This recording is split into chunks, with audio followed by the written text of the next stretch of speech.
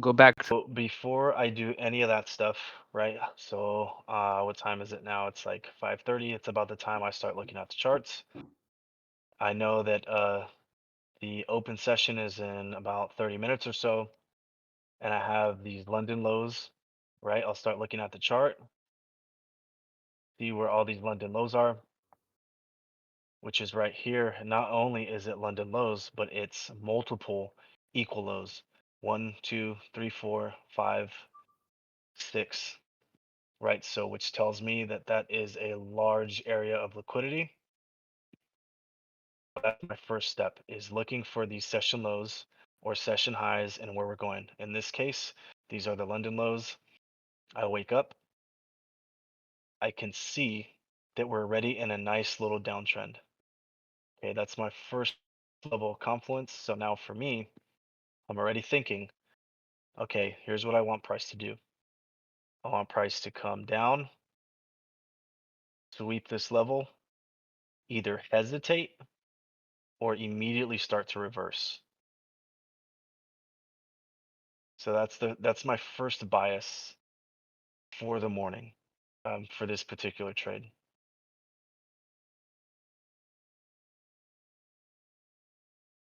So once I see that,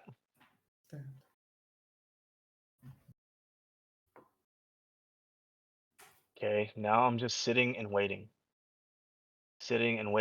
watching the market. Okay, now what I just seen it do is create this fair value gap, which is another step for me to say, okay, even better. Not only do I have a draw on liquidity now, but I have something to inverse off of, something nice. Like that's a nice point. Okay, continue to watch the market. Okay, beautiful. It's respecting that. Okay, boom. Now we got our sweep. From this point, again, I want to see market either hesitate with little candles, not just completely start shooting down because then I would have to back out and start looking at other lows, right? This is all just based off of reactions. Okay, so now I'm waiting for hesitation or reversal. Okay, we get a little bit of a reaction. It's reversed. Now I'm in liquidity sweep mode. I have sweep and liquidity. I have a fair value gap that needs to be inversed, right? Once this is inversed, that's my A plus setup.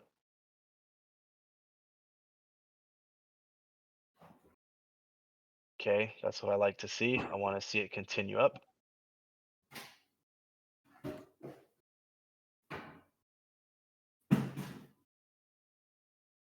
And we'll just go in this trade early so I can just kind of mimic um,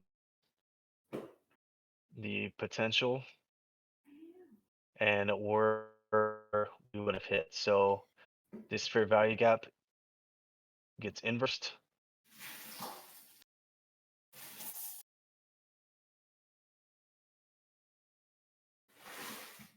And remember, we're just waiting. We haven't entered the trade because our entry would be up here.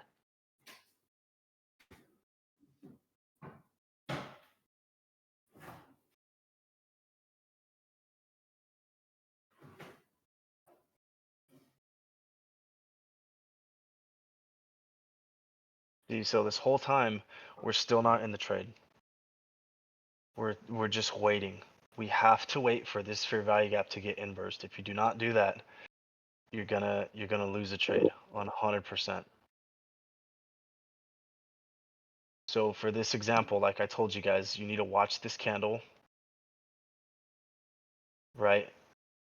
And if the candle's like I said, right about here, and we have 5 seconds left, or we have 20 seconds left, I'm watching and I'm entering that.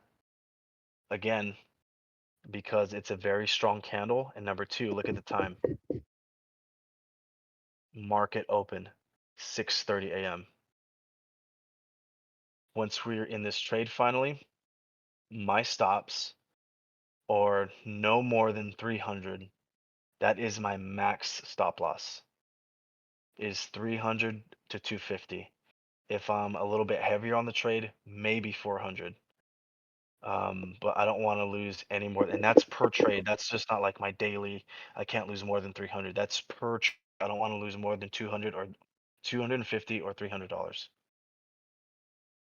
And for my TP, once this fair value gap is inversed, I'm looking for other levels of liquidity or other major fair value gaps. Hey, we can So act as if that one was your first TP. Maybe you can sell one right now to start making your profit, and then sell it again at the next TP. Well, you can put yeah, I was gonna say you can put the TP all the way up to your highest amount that you're looking at, and then as it makes it to those levels that you're marking, go down and sell one, and it'll act as if you're actually selling in real life. You'll get your profit, but the trade is still going. okay, well, yeah. So we'll You just do you can one. just replay it and do the select bar and just replay it a little bit and retake that trade where you took it at the blue arrow. At the blue arrow. Or I mean right there is still the same shit. But yeah, you can just take the trade. And then as it hits your level, sell one. And then let it keep going. So now go down to the bottom and hit sell one. You just hit sell. And now you made 520 profit. Trade is still going. When it gets to Okay, the next level, sell I get one. it. All right.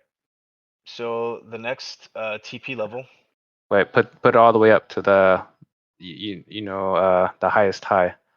that would be my next TP though. I know, but that's where you're just gonna sell it in manually. All right. Um, and what I also do is once I see this, and let's say my stop loss was like 350, whatever it was, 345. As soon as this trade is up a good amount. I mean, like I'm up $400 and I want to see this thing keep going. Then I start to move it. I don't just just okay, I'm up $20. I got to keep going because you're gonna get fucked. Yeah, it's gotta play a little bit. You have It to let needs it it play needs out. room to play. It needs room to play out a little bit. So what I'm targeting is other areas of liquidity like this. Boom, that TP gets hit. Okay, now I'm looking for another level. Boom. Move the TP up to the next level up. Let's just no the higher one. There's one more level that's marked up above that. Yeah, right there. And then we'll just follow it. Just take profit one contract every time it hits your level. TP. Okay, so we'll sell.